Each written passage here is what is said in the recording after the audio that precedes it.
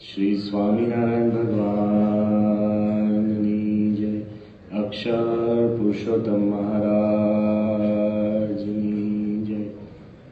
गुणातीतानंद स्वामी महाराज की जय। भगत जी महाराज की जय।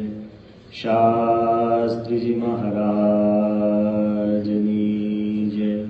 योगी जी महाराज की जय। प्रमोद स्वामी महाराज की जय। महंत स्वामी महाराज की जय। प्रमुख स्वामी महाराज शताब्दी महोत्सवनी अक्षरदेवी शारद शताब्दी महोत्सवनी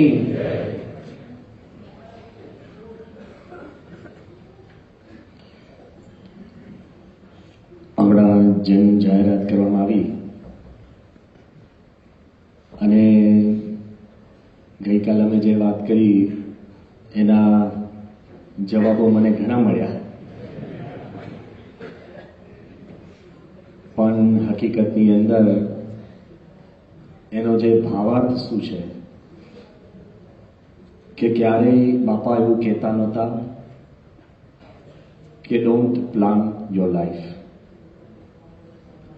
भावार्थ શું છે કે yes, we plan our life, but we get so stuck to it કે what really happens throws us off balance. એટલે પ્લાન તો કરવાની જ, અને પ્લાનિંગ પાછળ તમારે પરસેવો પણ પાડવો પડે, પણ હકીકતમાં જે જીવન થાય છે એ તમારા પ્લાનિંગ પ્રમાણે નહીં. It happens. And a person who can actually manage what happens, who is on the go, જે થાય એમાંથી વિચારે, એમાંથી શીખે અને આગળ વધે, એને જીવનની અંદર વધુ પ્રાપ્તિ અને આનંદ થાય છે. જીવનની અંદર કોઈ પણ વાત હોય, whatever you have done, પણ કોઈ પણ વાત હોય, પણ અંતે તો ભગવાનનું જ ધાર્યું થાય છે. જ્યારે બાપા મુંબઈમાં હતા અને મુંબઈની અંદર બહુ જ મોટા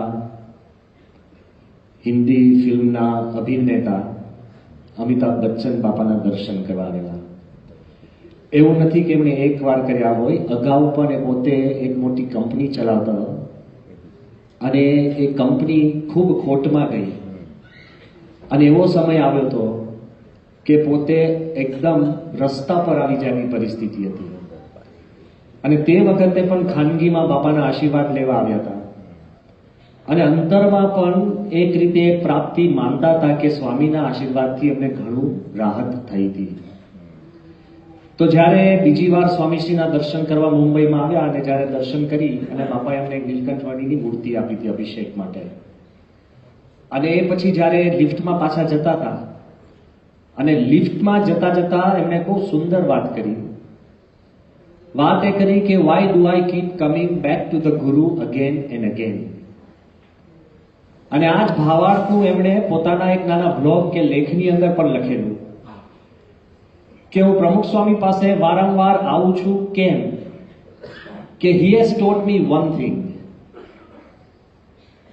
કે if things happen according to what you like, તો we are happy. કે તમે જે ધાર્યું હોય, તમે જે પ્લાન કર્યું હોય ને તમને ગમતું હોય એ પ્રમાણે જો વસ્તુ બને તો આપણે રાજી થઈએ છીએ. But if things don't happen according to what we plan and we like, then you should be more happy. કેમ? Because they have happened according to what God had planned and what He likes. પોતાના ધાર્યા પ્રમાણે જીવનમાં કંઈક થાય તો આપણે રાજી થવું, પણ કદાચ જુદું થાય, કદાચ વિલંબ થાય, કદાચ પ્રશ્ન થાય, કદાચ ચેલેન્જ ઊભી થાય, તો એમાં ભગવાન સિવાય બીજો કોઈ કરતા નથી. એ વાત મને પ્રમુખ સ્વામીએ શીખવાડી. That's why I keep coming to him again and again. એવું ના બને કે બહારના આવીને બાપા પાસેથી પ્રેરણા લઈ જાય ને આપણે સતત માંગતા રહીએ. સ્વામીની જે ખાસિયત હતી અને એમની જે રીતભાત હતી, હમણાં જ આપણે છેલ્લા 2 કલાકથી જુદા જુદા કાર્યક્રમ, સંગીતના હોય, પ્રશ્નોત્તરીના હોય કે આનંદના હોય, રમૂજના હોય, એ બધા આપણે સાંભળતા હતા ને જોતા હતા. ક્યાં કલાકો પસાર થઈ ગયા આપણને ખબર નથી પડતી. when we are enjoying ourselves, the time flies, and when you are not enjoying yourself, you fly. કાં તમે ફિઝિકલી જતા રહો કે મનથી જતા રહો, something flies. તો જ્યારે when you are enjoying yourself, બાપાએ અને આખી ગુરુ પરંપરાએ શ્રીજી મહારાજથી લઈને સત્સંગ કરવાનો એક આનંદનો માહોલ ઉભો કર્યો છે. ભલે આપણા સત્સંગના કાયદા, કાનૂન, નિયમ, ધર્મ બહુ જ કડક લાગે, બીજા બધા ધર્મ કરતા પણ સ્વામિનારાયણ ધર્મની અંદર ઘણું બધું પાલન કરવાનું હોય, અને એમાં પછી ચાતુર્માસ આવે તો ઉપર icing on top of the cake. અને એમાંય હમણાં જ યોગ વિવેક સાંગે બધા આપણે નિયમો આપ્યા હતા ને, સુદ આઠમના પણ ઉપવાસ, એટલે cherry on top of the icing.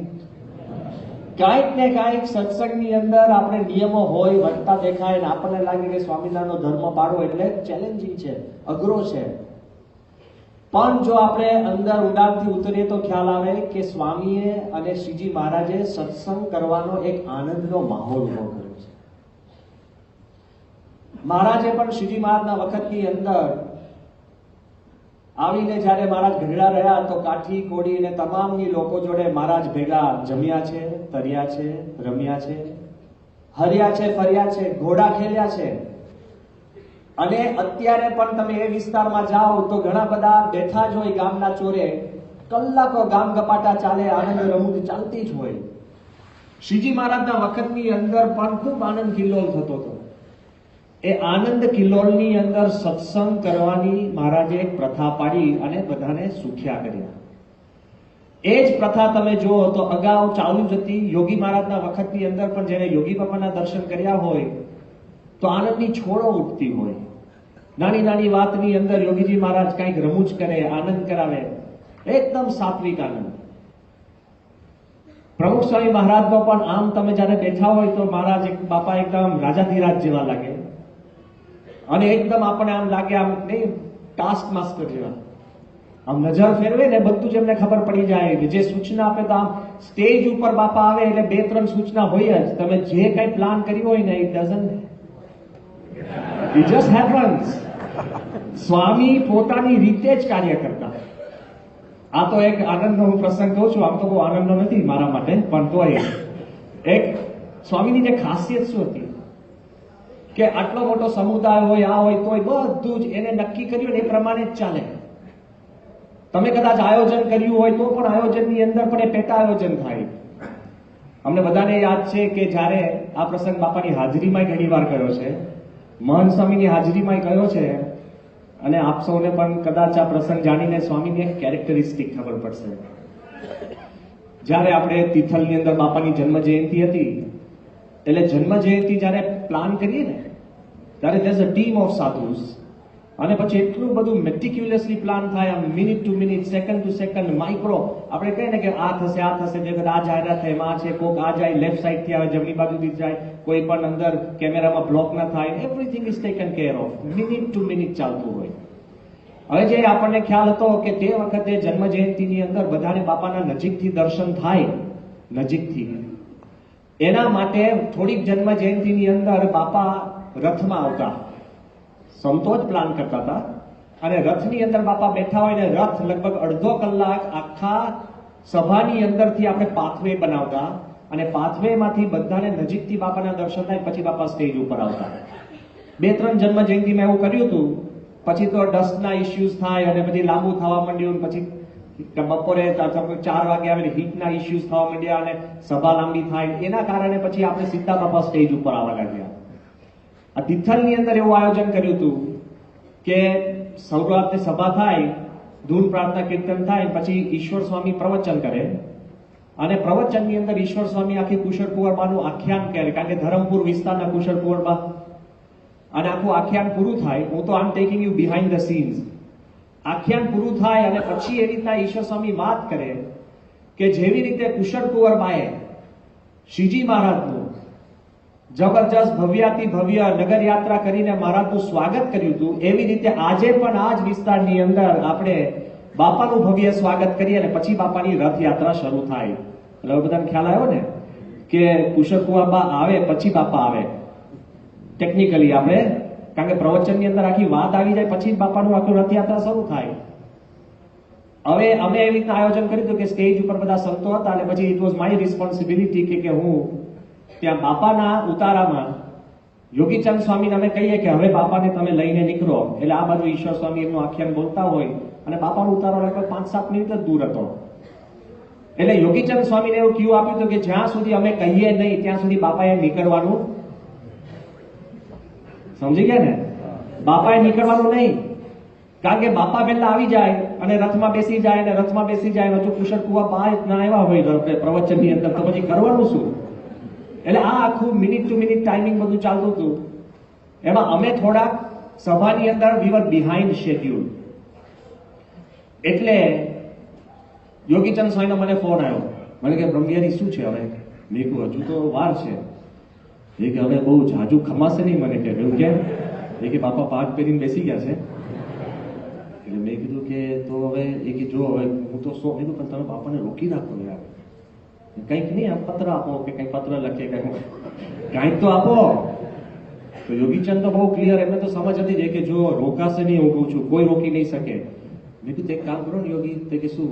મેં કીધું એક કામ કહો કે બાપાને કહો કે આપણે છે ને મહાપુરુષ સ્વામી આપણા સિક્યુરિટીના હેડ હતા, એમની પાસે લાલ જીપ્સી હતી, એટલે મહાપુરુષ સ્વામીને અમે મોકલીએ છીએ. અને મહાપુરુષ સ્વામી આવે, કારણ કે સ્વામીની આગળ એક સિક્યુરિટી ગાડી હોય તો રસ્તામાં ઇઝી પડે, પછી સ્વામીને ક્યાં લઈ જવાને બધું ખબર પડે. એટલે યોગીચંદ સ્વામીએ કીધું, મેં કીધું અમે મહાપુરુષ સ્વામીને મોકલીએ છીએ, એટલે તમારે કે બહુ બાપાને રોકવા નહીં પડે. કે પાક પહેરી લીધી આ નીકળે છે બહાર. મને કે મેં કીધું ફોન મૂકો, એટલે પછી સીધું છે ને મહાપુરુષ સ્વામીને ફોન કર્યો. મેં કીધું મહાપુરુષ સ્વામી કે બોલો. મેં કીધું મહાપુરુષ સ્વામી તમે તમારો આખી સિક્યુરિટીનો કાફલો લઈને જાઓ અને બાપા પાસે પહોંચો અને તમે એકદમ ધીરે ધીરે ગાડી લાવજો. જેટલી ધીરે લાવે એટલું બધું આયોજન થાય ને આખું. મહાપુરુષ સ્વામી કે આવો કે એમાં હજુ તો મહાપુરુષ સ્વામી ત્યાં પહોંચતા હશે ને એકદમ મહાપુરુષ સ્વામીનો મને ફોન આવ્યો સ્ટેજ ઉપર. મને કે બ્રહ્મવિહારી, મેં કીધું બોલો. એ કે બાપા મળ્યા. મેં કે બહુ સારું. એ કે સામે. હજુ તે પહોંચે પેલા ગાડી નીકળી ગઈ હતી આમ અમારા સમયમાં આવવા. મેં યાર તમને સોંપ્યું હતું નહીં કે પણ મને સોંપ્યું હતું, પણ એમને ક્યાં ખબર હતી કે મને સોંપ્યું હતું.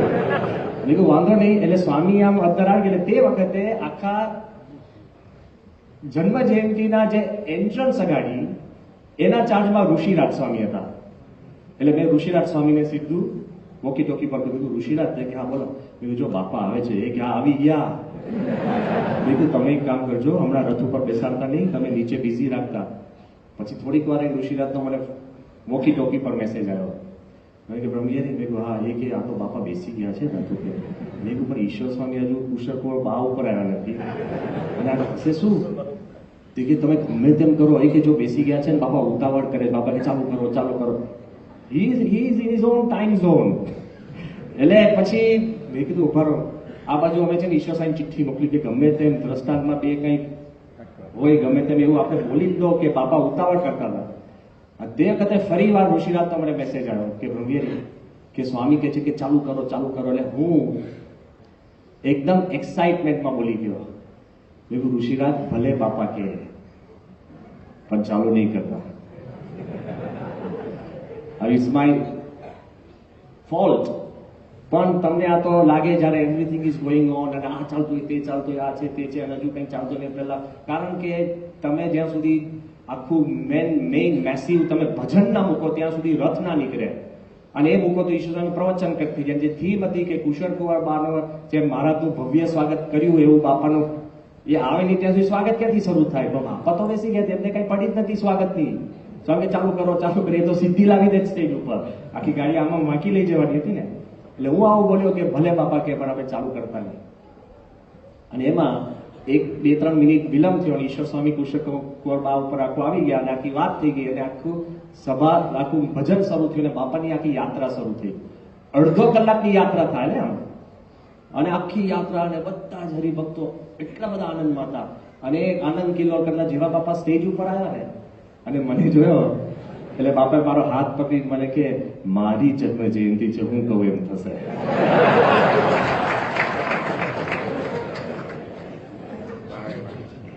Life is not what you plan, life is what he plans. તમારું મારું દરેક કોઈનું પણ જીવન છે ને સત્પુરુષ નક્કી કરે ને એ પ્રમાણે થાય છે. ઘણીવાર એ કહે છે, ઘણીવાર એ કહેતા નથી. ઘણીવાર એવું વાતાવરણ ઊભું કરે, એવા સંજોગો ઊભા કરે, એવા પ્રશ્નો ઊભા કરે, પ્રશ્નથી પણ તમે વધુ એની નજીક પહોંચો, એવું જ ભગવાન અને સંત કરતા હોય છે. અને સ્વામીની પણ એક ખાસિયત હતી, મેં જેમાં વાત કરી પછી પણ એ તો પછી સ્ટેજ ઉપર તો સ્વામી ઘણો બધો આનંદ કિલ્લોલ કર્યો, જુદી રીતે કંઈક વાત કરે, રમૂજ કરે બધું. પણ સ્વામીની પણ એક ખાસિયત હતી કે એમની હાજરીમાં આપણે જેમ છે એમ વર્તી શકતા, અને સ્વામી પણ આપણી હાજરીમાં પોતે જેમ છે એમ વર્તી શકતા. એક એવો પ્રકારનો માહોલ અને હેત અને એક પ્રકારની ટ્રાન્સપરન્સી ઊભી થતી કે જેમ હમણાં અત્યારે ક્વિઝ થયું અને સંતોને જે બધા પ્રશ્ન પૂછતા હતા, અમે પણ જયારે નાના નાના બધા પાર્ષદો હતા ત્યારે પુરુષોત્તમપુરાની અંદર આવું એક ક્વિઝ કર્યું હતું. અને સંતોને જયારે બધા પ્રશ્ન પૂછતા હતા એમાં એક પ્રશ્ન એવો નીકળ્યો કે બાપાનો અને શાસ્ત્રી મહારાજનો સંબંધ કેવો હતો.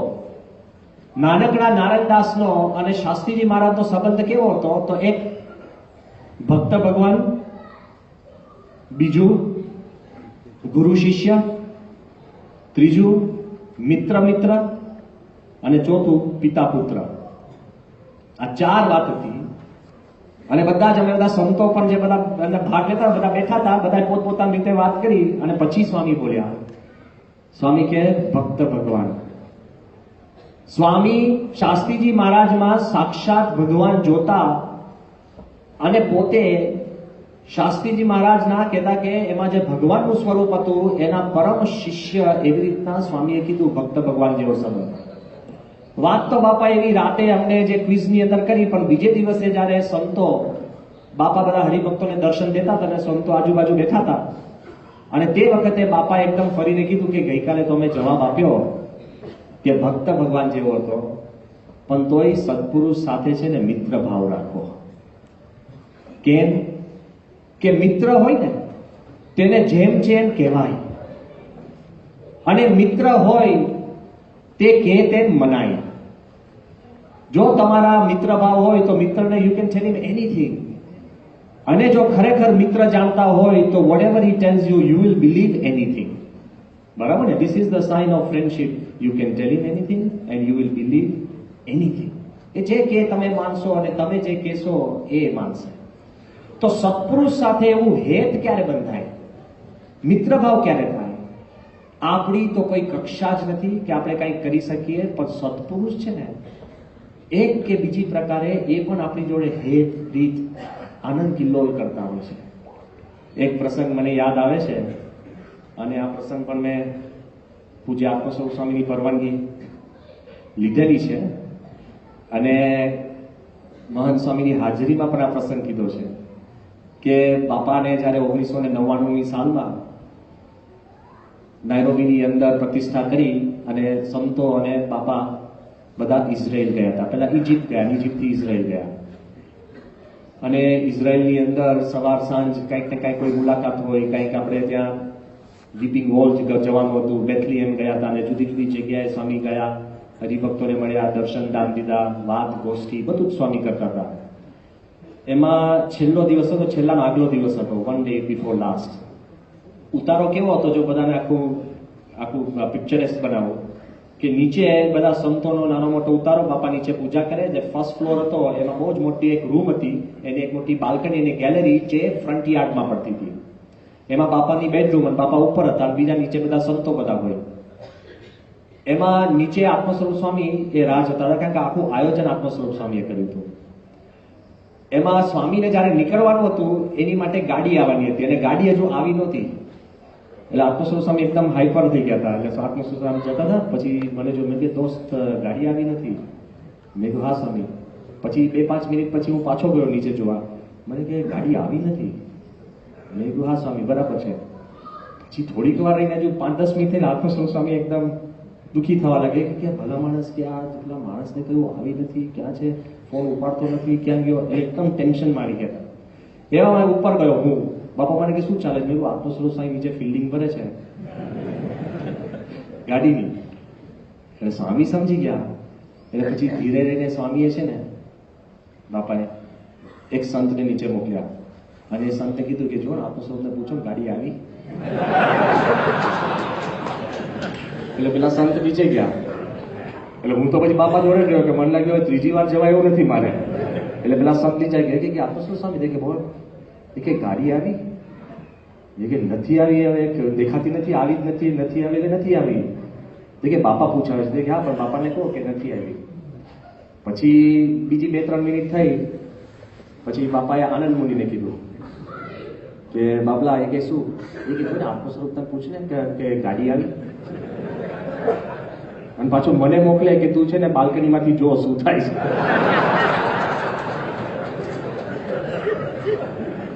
પછી પેલો નીચે ગયો અને પછી એને કીધું, પછી આનંદ મુનિ ત્યાં ગયો કીધું કે ભાઈ ગાડી આવી તો આત્મસ્વરૂપ સાંઈ કે ભલા માણસ નથી આવી. કે બાપા પૂછે કે હા બરાબર કે બાપાને કહી દો કે નથી આવી એટલે નથી આવી. ત્યાં પછી એકદમ બાપાએ છે ને યોગીચંદ કઈક બાથરૂમમાંથી કઈ બાપાના જે કઈક કામ હશે કરીને આવ્યા. બાપાએ સીધું યોગીચંદ સાંઈને પૂછ્યું કે યોગી જો ને આત્મસ્વરૂપને પૂછો કે ગાડી આવી. હવે યોગીચંદ છે ને બાલ્કનીમાંથી જ ગયા કારણ કે નીચે ના ગયા. પૂછે કે આત્મસ્વરૂપ સાંઈ હા બોલો યોગી. કે બાપા પૂછે હા કે બરાબર છે બાપાને જરા કહો કે ગાડી નથી આવી. અને એમાં બાપાની બેગો લઈને ફરતો તો આપણે પ્રદીપ બોસ્ટન. 2-5 મિનિટ થઈ એટલે પછી પ્રદીપને મોકલ્યો અને પ્રદીપભાઈ પાછો એ બાલ્કનીમાંથી જ ગયો. અને પ્રદીપ કે આત્મસ્વરૂપ સ્વામી આ બાપા પૂછાવે છે કે ગાડી આવી. આત્મસ્વરૂપ સ્વામી કે ભાઈ જે પૂછાવતો એને કહી દો. ઉપરથી અક્ષરધામમાંથી મારા જ પૂછાવતા હોય તો એ કહી દો કે ગાડી નથી. અને બાપા જે હશે ઉપર પછી હું ધીરે ધીરે કહ્યો હું આત્મસ્વરૂપ સાહેબ લીધું કે આત્મસ્વરૂપ આ બાપા તમારો લાભ લે. આત્મસ્વરૂપ સાહેબ બહુ હસી પડ્યા. એ બાપા પાસે આવ્યા કે બાપા કે બરાબર છે કે આવશે ગાડી. કદાચ તમને એમ લાગે, મને એમ લાગે કે મે બી ધીસ સીમ્સ સમથિંગ સ્મોલ, પણ એમને હેત છે ને, બીજો વિશ્વાસ છે. હેત હોય, વિશ્વાસ હોય, નાનો પ્રસંગ હોય, પણ આ નાનો પ્રસંગ પણ આપણા કલ્યાણનું કારણ બની જતો હોય છે. બહુ મોટી વસ્તુની જરૂર નથી. Sometimes little things, small things. જો સ્વામી પણ આવી એમના શિષ્ય સાથે છૂટ લઈ શકતા હોય છે અને ઘણીવાર શિષ્યો પણ સ્વામી સાથે છૂટ લેતા હોય છે. અમદાવાદનો પ્રસંગ કહું. આજે તો આનંદનો વિષય છે અને આપણે we must enter the new year with joy and laughter. So the whole new year is filled with joy and laughter. તો અમદાવાદનો જ પ્રસંગ છે અને સ્વામી ત્યાં અમદાવાદની અંદર બેઠા હતા અને બધાને જો ખ્યાલ હોય, જૂની હું વાત કરું છું કે સ્વામીનો ઉતારો અને એની બાજુમાં જ એક નાની લોન હતી. લોન ઉપર આપણે મંડપ નાખી દઈએ અને મંડપની અંદર બાપાની સભા થાય. એક નાનું કોન્ક્રીટનું સ્ટેજ હતું. બહુ જ નાની બધી જગ્યા હતી. અને બાપા તે વખતે સ્વામી ત્યાં સભામાં જતા હતા તે વખતે સાંજના સ્વામી બધી વાતચીત કરતા હતા અને કોકે સ્વામીને વાત કરી હતી કે બાપા અત્યારે એવું છે કે અત્યારે કે હમણાં તે વખતે અડવાણીજી ભાજપના મુખ્ય નેતા હતા અને ખૂબ પ્રભાવશાળી, ખૂબ પ્રેમાળ, બાપા માટે પણ ભાવ, પણ આખા દેશનું પોતે એમાં આપણે કહીએ ને કે ખૂબ એમાં એમનો પડઘો પડતો હતો અને બહુ જ એમનો પ્રભાવ હતો. એટલે કોકે બાપાને વાત કરી હતી કે બાપા અડવાણીજી અહીંયા ઘડી અમદાવાદની અંદર છે. બસ એવી બધી વાતચીત થઈ હતી અને બીજો કોઈ એવો પ્રશ્ન હતો ને, ખાલી સ્વામી સભામાં ગયા હતા. 4-5 અમે જે સંતો હતા એના મનમાં વિચાર આવ્યો કે આપણે બાપા આ બધી વાતચીત કરી, હમણાં જ આપણે આ બધી વાતચીત ચાલતી હતી આખા ભારત દેશની, અડવાણીજીની બધાની વાતચીત ચાલતી હતી. એમાં બ્રહ્મપ્રકાશ સ્વામી છે અમદાવાદના, એ પણ બહુ જ રમૂજી, ખૂબ તીખડી. અને એમાં આપણા લંડનના આપણા એક હરિભક્ત અત્યારે અહીંયા બેઠા છે કે ખબર નહીં, પણ રમેશભાઈ છે, ખબર નહીં અત્યારે એમનું નામ જ પછી પડી ગયું, રમેશભાઈ અડવાણી. પણ એ રમેશભાઈ ત્યાં કંઈક નીચે કંઈક ત્યાં સમૂહની અંદર આંટા મારતા હતા અને એની પાછી મૂછો પણ એવી એટલે આપણે બ્રહ્મપ્રકાશ સ્વામીને એકદમ વિચાર આવ્યો કે હા એકદમ આમ દેખાય છે તો અડવાની જેવા. એટલે બધા કીધું કે રમેશભાઈ દેખા બોલો. બધા કે એક બીજું આ બાજુમાં આવો ને એ કે ભાઈ શું કામ છે? તો તરત જ એમને કોટી પહેરાવી દીધી, નીચે ધોતી પહેરાવી દીધું. એટલે કે કરો છો શું? પણ એમને વિચાર કશી ખબર નથી અમે શું એટલે કે તમારે કાંઈ બોલવાનું નહીં અને બધી વ્યવસ્થા થશે. એટલે પછી એમાં બ્રહ્મપ્રકાશ સ્વામી, હું પણ હતો, બીજા 2-3 જણ હતા. સ્વામી સીધા સભા પછી સ્વામી જેવા અમદાવાદ મંદિરના એમના ઉતારામાં આવે ને એટલે નીચે મેઇન જે રૂમ હતી ડાઇનિંગ એરિયામાં સ્વામી નીચે પલાઠી વાળીને બેસતા, એક પાટલો મૂકવામાં આવે અને સ્વામીની ખાસિયત આવો પાણીનો ગ્લાસ જે મૂક્યો હોય એના પાટલા ઉપર સ્વામી પાટલા ઉપર છે ને આમ કર્યા એમની એક ખાસિયત હતી આમાં. એટલે રાહ જોતા થાળ આવે પછી સ્વામી જમવાનું શરૂ કરે. સ્વામીની આગળ બધા જ સંતો બેસી ગયા હતા. એમાં બીજા આપણા સંત છે કે જે આ બાબતની અંદર ખૂબ જાણકાર અને જેમને પોતાને પણ અડવાણીમાં ખાસ રસ હતો એવા આપણા શ્રી હરિસ્વામી. એટલે એ પણ વડીલ સંત ત્યાં બેઠા હતા. કોઈને નતું કીધું. એટલે હું કહું છું કે ઓનલી 2 of us knew, મેઇન બ્રહ્મપ્રકાશ સ્વામી ને હું, અમે 2 જ જણ. અને બ્રહ્મપ્રકાશ સ્વામી પછી મને શીખવાડ્યું હતું કે સામાન્ય રીતે કોઈક આવો મહેમાન આવતો હોય તો આપણે હું ભેગો હોઉં તો કે તારે અંદર વહેલા જવાનું. બાપાને કશું જ કીધું નથી, સંતોને કોઈને ખબર નહીં, નહીં આત્મસ્વરૂપ સ્વામીને ખબર, નહીં ઈશ્વર સ્વામીને ખબર, કોઈને કશું નહીં. બધા અંદર બેઠા હતા. હું અંદર એકદમ ગયો, ધીરે મેં હાર મૂક્યો આમ. એટલે બધા જોવા લાગ્યા કે ભાઈ હાર આવ્યો એટલે. પછી એક મોટું પ્રસાદ મૂક્યો સાયલેન્ટલી. યાર જેટલું સાયલેન્ટલી કરો ને એટલું વધારે અસર થાય. એટલે પેલા હાર મૂક્યો, પછી આમ પ્રસાદ મૂક્યો. એટલે બધા ખસો. એટલે શ્રી હરિ સાહેબ પૂછવા લાગે મને કે ગંભીર કોઈ આવે છે? પછી એકદમ મેં કીધું કે ઘૂસપૂસ કરતો. મેં કીધું યોગી છે ને એકદમ ખાનગીમાં યોગીને મેં કીધું છે ને અડવાણી આવે છે. તો યોગી છે ને એકદમ તૈયાર થઈ ગઈ કે હું ટ્રાન્સપરન્સી પાડું કે આપણે ફોટોગ્રાફ્સ પાડવા છે? મેં કીધું બહુ જ. એટલે 2 કેમેરા લેવા ગયા. એમાં આત્મસ્વરૂપ સ્વામી એકદમ ઊભા થઈ ગયા. મને કે હવે કેટલા વાગે આવે છે? તો બાપાને જમવું તો સ્વામી હમણાં ગમે ત્યારે આવ્યા. સ્વામી આમ સાંભળ્યા કરે, સ્વામીને કશું નહીં કહેવાનું, આમ આમ થાય આમ આમ થાય. એમાં વ્યવસ્થિત આપણે છે ને સાયરન વગાડી બારે. એ તો આપણું એ સાયરન તો આપણે છે ને સામાન્ય મારુતિ આપણી વેન હતી ને એના પર લગાડેલું. મારે અંદર ખબર ના પડે ને એટલે આખી સાયરન વાગી. એટલે તમને લાગે કે કાંઈક આવે છે. સાયરન વાગી અને ધીરે રહીને હું આપણે રમેશભાઈને આપણા અડવાણીજી એને એકદમ આમ લઈને આવ્યો. બહુધા તે વખતે સંતો તો કોઈ ટીવી જોવે નહીં, કોકે છૂટક કદાચ ફોટો જોયો હોય એટલે બધા જ સંતો આમ ફટાફટ ખસી ગયા. શ્રી સ્વામી પોતે ખસી ગયા. અડવાણી આવ્યા એમ કોકે હાર લીધો, આમ છે યોગીચંદ આમ કેમેરો લીધો અને એકદમ આવીને બેઠા. એટલે બાપા કે અડવાણીજી તમારી દુકાન કેવી ચાલે છે?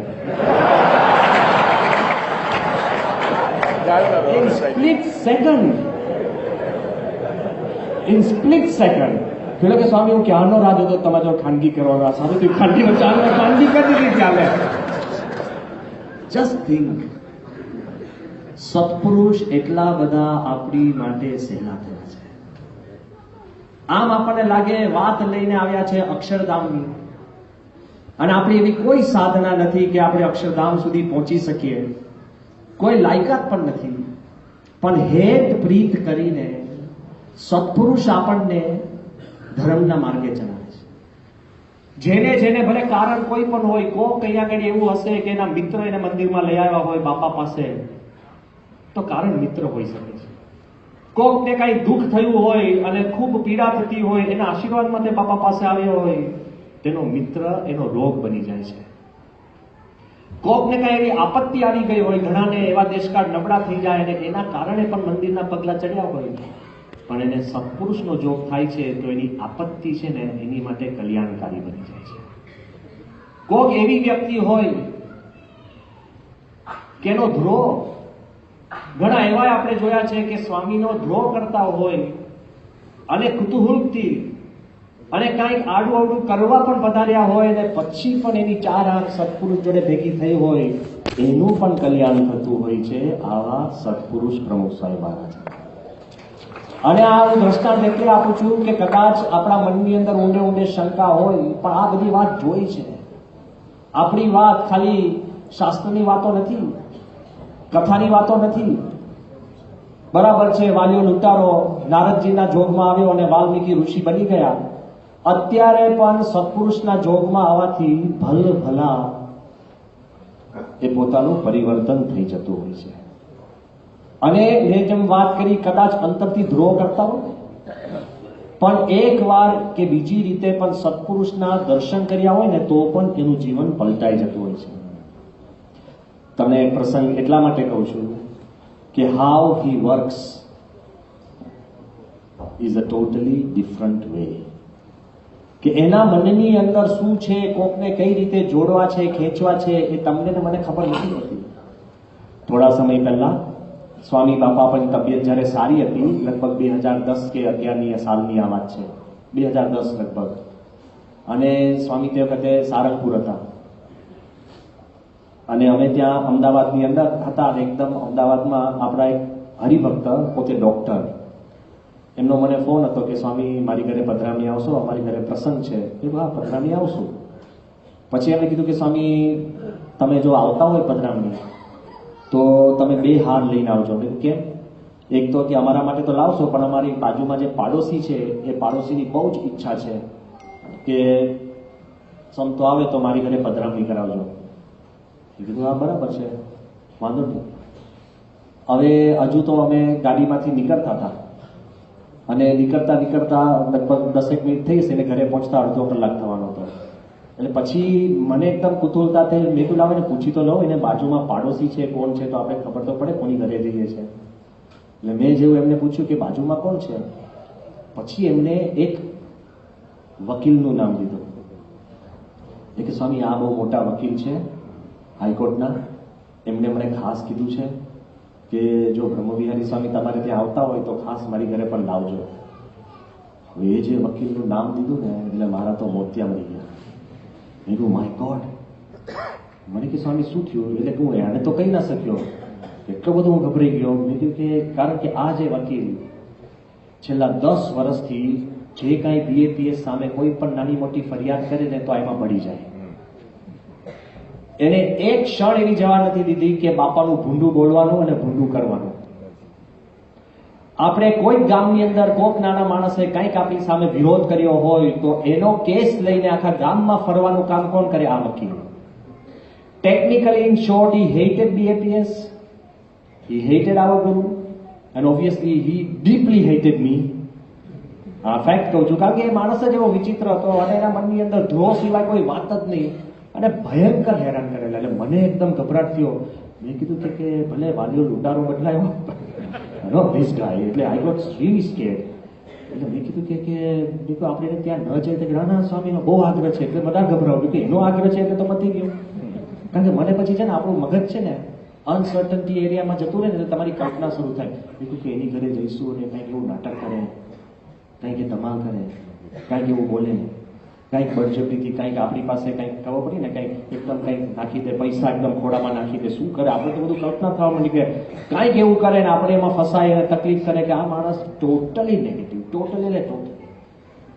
એટલે અમે જતા બાપાને ફોન કર્યો અને બાપાને કીધું કે બાપા આવી રીતના આ ભાઈ. બાપા કેમ? મેં કીધું બાપા એ એવું આગ્રહ કરે છે કે આપણે એની ઘરે પધરામણી સાંજે બહુ સારું મહારાજને યાદ કરી જાઓ. બીજું પણ જવાનું મારે છે ને યાર, મહારાજને તો યાદ કરવાનો થાય. કારણ કે આઈ વોઝ રીલી સ્કેર્ડ. પછી બાપા કે ના આપણે જઈ આવું, ભગવાન દયા કરશે, નામ છે. એટલે મને તો એકદમ ગભરાટ. પછી મેં પાછું નક્કી કર્યું હતું મનમાં કે હવે એને ત્યાં જઈએ ને તો આંખ તો ભેગી કરવી જ નહીં, આમ નહીં એકદમ નમ્ર ટીરમાની હોય ને એમ નીચે બેસી જવાનું અને કાંઈ બોલે તો બોલવાનું નહીં. કારણ કે બોલો તો કોન્વર્સેશન શરૂ થાય ને. અને જે કાંઈ કહે તો કારણ આરતી તો આરતી કરીને બસ બેસી જવાનું, પુષ્પ પધરાવવાનું કે તો પુષ્પ પધરાવી દઈશું, બોલવાનું નહીં, એની સામે જોવાનું નહીં. કારણ કે ગમે તે કરી દેશે અને કાંઈક ને કાંઈક તો કદાચ તેને કેમેરા ગોઠવે, રેકોર્ડિંગ ચાલતું હોય, નક્કી નહીં. આ તો ક્રિકેટમાં 100% ક્રિકેટ, આમ ટેલિંગ યુ 100%. પછી તો અંદર અમે ત્યાં ગયા એમની ઘરે અને હાર ને આ તો મેં બાજુવાળા સંતને આપી દીધું કે તું હાર પહેરાવશે. એટલે બાજુવાળાએ તો હાર પહેરાવી દીધો. પછી અમે આમ જ બેસી ગયો અને કે મેરી સ્વામી બોલવાનું તો નહોતું જ ને આપણે આમ કે બસ સાયલેન્સ થઈ ગયું.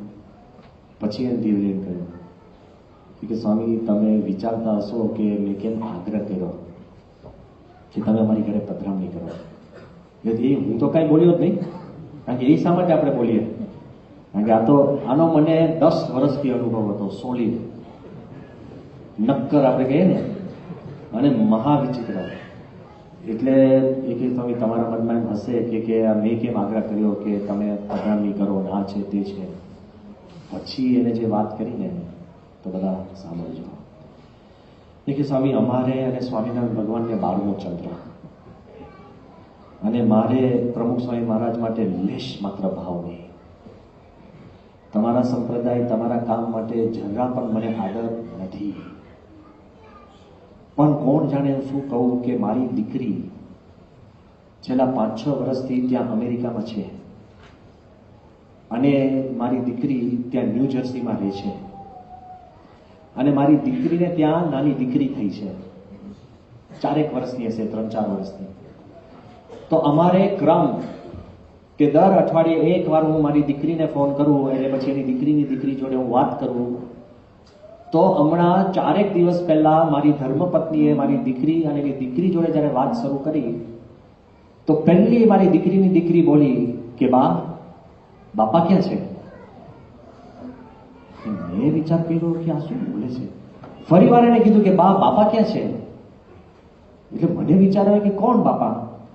તો મારી દીકરીની દીકરી બોલી કે પ્રમુખ સ્વામી બાપા ક્યાં છે? અને તે વખતે અમે બે નક્કી કર્યું કે જેનો અમે આખી જિંદગી ધ્રોહ કર્યો એ અત્યારે મારી દીકરીના હૃદયમાં આવીને બેસી ગયા, તો મારે એનાથી દૂર કેમ રહેવું જોઈએ? એટલે આજે હું તમને બોલાવ્યો. એ દિવસથી આજ દિન સુધી he has never said a word, never done anything. છૂટક મંદિરમાં આવે છે, એના કુટુંબની અંદર પણ ઘરની અંદર પણ એને બાપાની મૂર્તિ મૂકી છે. જે દ્રોહ કરે તો પણ પ્રમુખ સ્વામી એના ખોડામાં ખેંચી લે છે. તો તમને ને મને ક્યાંથી જવા દેશે? જો આપણા મનમાં ક્લેરિટી હોય કે એને કે પ્રકારે જે સત્પુરુષની નજીક પહોંચતા હોય છે તો એને ક્યારેય સત્પુરુષ એનો હાથ છોડતા નથી. એ પછી આનંદ, સમજણ, વિચાર, સેવા, જે કોઈ તમે ક્રિયા કરતા હો, એક વસ્તુ આપણે આ નવા વર્ષની અંદર આપણે પાકે પાયે પકડી રાખવાની છે. જો તમને કદાચ ખ્યાલ હોય કે જ્યારે એપોલો 11 1969 ની અંદર જ્યારે ચંદ્ર તરફ ગયું, 16th જુલાઈએ પૃથ્વી પરથી ઉપડ્યું. It took 4 days to reach the moon. અને સામાન્ય હું તો આપું છું, આ જૂની વાત છે કે પહેલા તો એનું આખું સર્વિસ મોડ્યુલ હોય જેમાં ફ્યુલ હોય, એ આખું એપોલો ઉડે. પછી ઉપરથી કમાન્ડ મોડ્યુલ હોય કે જે કમાન્ડ મોડ્યુલની અંદર આ 3 એસ્ટ્રોનોટ્સ બેઠા હોય. એ કમાન્ડ મોડ્યુલમાંથી સીધું ચંદ્રની ઓર્બિટમાં જાય. ત્યાંથી લુનર મોડ્યુલ છૂટું પડે, કમાન્ડ મોડ્યુલ ફરતું રહે અને લુનર મોડ્યુલ ચંદ્ર ઉપર લેન્ડ કરે. 3 એસ્ટ્રોનોટ હતા, જેમાં નીલ આર્મસ્ટ્રોંગ, બઝ ઓલ્ડ્રિન અને માઇક કોલિન્સ કરીને. કમાન્ડ મોડ્યુલ એક એસ્ટ્રોનોટ કમાન્ડ મોડ્યુલમાં જ બેસી રહે, કારણ કે પાછા આવે તો પાછા પૃથ્વી પર લઈ આવવા પડે ને. લુનર મોડ્યુલની અંદર જ્યારે નીલ આર્મસ્ટ્રોંગ અને બઝ ઓલ્ડ્રિન જ્યારે આખી દુનિયા જોતી હતી અને ચંદ્ર ઉપર પહોંચ્યા, after 4 days, 4 days it took them. આ તો 2 દિવસ લાગે, 1 દિવસ ફરે અને પછી એમાંથી ઉતરે. તો જ્યારે પહોંચ્યા ત્યારે છે ને, જ્યારે તમે ચંદ્ર ઉપર તમે પહોંચો એટલે બધાને એક્સાઇટમેન્ટ હોય ને. તો બઝ ઓલ્ડ્રિન એની પુસ્તકની અંદર લખે છે મેગ્નિફિસન્ટ ડેસોલેશન, એની પુસ્તકનું ટાઇટલ છે. એ પુસ્તકની અંદર આ એસ્ટ્રોનોટ લખે છે, શું લખે છે? It was an uncharted region, unknown area, અને ટોટલી ડાર્ક. અમારા ઇમેજિનેશનમાં શું થશે, શું નીકળશે એવું કશું જ કોઈને ખ્યાલ નતો. કે યુર ઓન ધ મૂન ને એવું ના કે ધ ટ્રીઝ લુક નાઇસ ને આમ તેને સ્કાય દેખાય, કશું જ નહીં. Everything is different. કે it was an uncharted region, unknown area. એમાં અમે બધા એક્સાઇટેડ હતા કે જેવા તમે લેન્ડ થાવ પછી તો આપણને મન થાય ને કે હવે આ પધરો, ચાલો બહાર નીકળીએ, જોવા તો જઈએ શું છે. કે the moment we landed on the moon, હવે સાંભળો કે ફર્સ્ટ અમને જે ઓર્ડર શું આવ્યો છે ફ્રોમ હ્યુસ્ટન ગ્રાઉન્ડ કંટ્રોલમાંથી, ફર્સ્ટ ઓર્ડર શું આવ્યો ખબર છે? Eat and go to sleep. મને વિચારો મેં જયારે વાંચ્યું, આપણને લાગે ને આટલા મોટા સાયન્ટિસ્ટ હોય, એસ્ટ્રોનોટ હોય, તો પહેલો આ કેમ એ લોકોને સૂચના આપી કે ઈટ, તમે જમી લો અને ગો ટુ સ્લીપ. આપણે એ જ કરવાનું છે. આ એટલે હું આ લાવું છું કે આ નવા વર્ષે આપણે પહેલું શું કરવાનું છે? Eat and go to slip. પણ કે સો હી રાઇટ્સ કે બહારે જે આખું વાતાવરણ છે, અનનોન છે, પહેલી જ વાર મનુષ્ય ત્યાં જાય છે, તો એ વાતાવરણમાં આપણે સક્ષમ રહેવા માટે ફર્સ્ટ નરિશમેન્ટ હોવું જોઈએ. તમારા શરીરની અંદર તમને લાગે અને કડકડતી ભૂખ લાગી પછી હું બહાર ગયો એટલે પડી ગયો, એવું ના ચાલે ને. You should B physically fit. સ્વાસ્થ્ય તમારું સારું હોવું જોઈએ, વેલ નરિશ્ડ. યાદ રાખજો આ. અને સેકન્ડ, ગો ટુ સ્લીપ એટલે તમે આટલા દિવસથી બરાબર ઊંઘ્યા નથી, તો when you go into an uncharted area and unknown region, તો યુ શુડ બી રેસ્ટેડ. તો વ્યક્તિ તરીકે તમે સંપૂર્ણ સક્ષમ હોવા જોઈએ, નરિશ્ડ એન્ડ રેસ્ટેડ. ખ્યાલ આવી ગયો? એ તમારી શક્તિ છે, વ્યક્તિગત શક્તિ છે. એટલે એને કીધું કે 6 કલાક સુધી તો we were not allowed to step out. ચંદ્ર પર પહોંચી ગયા છો, બારીમાંથી તમને દેખાય છે, પણ 6 કલાક સુધી the ground control told them eat and go to sleep. ભલે ઊંઘ આવી ના આવી, કારણ કે એક્સાઇટમેન્ટ હોય પછી કોણ સૂઈ શકે, પણ yes we were asked to rest. પછી અમે બહાર નીકળ્યા. પછીની વાત તો જુદી છે, દેટ્સ નોટ વેરી ઇમ્પોર્ટન્ટ. હું અત્યારે વાત એટલા માટે કરું છું કે નવું વર્ષ આવે છે. નવું વર્ષની સામે આપણે જો 2 વસ્તુ આપણા મનમાં હોવી જોઈએ કે when are you rested, when your mind is at peace. તમારું મન શાંત હોય ને, સ્થિર હોય તો જ તમને ઊંઘ આવે. ઊંઘ એટલે શું છે? તો ઊંઘ એક પ્રકારનો સાંખ્ય વિચાર છે. સાંખ્ય વિચાર એટલે ઊંઘની અંદર તમે બીજી બધી કંઈ વિચાર ન કરી શકો. ઊંઘ ક્યારે સારી કહેવાય? તમારા દુઃખ ભૂલી જાઓ. જેને દુઃખ યાદ હોય તો ઊંઘ આવે. તમારા ભય યાદ હોય, ફિયર્સ, તો ઊંઘ આવે. અરે તમે પોતે ખુદ પણ પોતાની જાતને યાદ રાખો કે હું આ રૂમમાં છું, આ રૂમમાં છું, તો ઊંઘ આવે. ઊંઘ સારી ક્યારે આવે? કે તમે જગ્યા ભૂલી જાઓ, ભૂતકાળ ભૂલી જાઓ, ભૂલો ભૂલી જાઓ, દુઃખ ભૂલી જાઓ. તમને ઊંઘમાં ખ્યાલ જ નથી આવતો કે તમે સ્ત્રી છો કે પુરુષ, તમારો દેહ ભૂલી જાઓ. ઊંઘમાં પણ સ્વપ્ન આવે ને તોય તમને ઊંઘ સાચી નથી. તો પહેલું આપણે જૂના વર્ષનું તમે સાંખ્ય કરી દો. Then you will be rested and you will go well. એટલે દુઃખની વિસ્મૃતિ કરી દો અને સુખની સ્મૃતિ. નરિશમેન્ટ શેમાંથી મળે છે? સત્સંગ એટલે શું? તમે સત્પુરુષની, ભગવાનની જે સારા પ્રસંગ બન્યા હોય, સુખની સ્મૃતિ કરશો ને, એના જોડે નવા વર્ષની અંદર જજો અને દુઃખની વિસ્મૃતિ કરીને જજો. સ્મૃતિ કરવામાં યુ આર ફેડ, એટલે નરિશ થઈ જશો. અને દુઃખની વિસ્મૃતિ કરવામાં યુ વિલ બી રેસ્ટેડ, કહેતા કે તમે સ્ટ્રોંગ થઈ જશો. તો આપણે આજે પણ હસતા રમતા સ્વામીની સ્મૃતિ કરતા આપણે નવા વર્ષની અંદર પ્રવેશ કરી શકીએ. ભલે જૂના વર્ષની અંદર નાની મોટી ચેલેન્જીસ આવી હોય, દુઃખ થયું હોય, ગમે તે થયું હોય, તમારા પ્લાન પ્રમાણે ન થયું હોય, પણ ભગવાન અને સંતના પ્લાન પ્રમાણે થયું છે, તો એ સ્વીકારીને ચાલજો. એમાં આગળ જતા કંઈ સુખ છે અને છે જ. આજના દિવસે પણ આપણે પ્રાર્થના કરીએ કે ગઈકાલે તમને કીધું હતું કે life is not what you plan, what happens. પણ એમાં જરાક તમારે ઉમેરવું હોય, life is what he plans and only that happens. Thank you very much.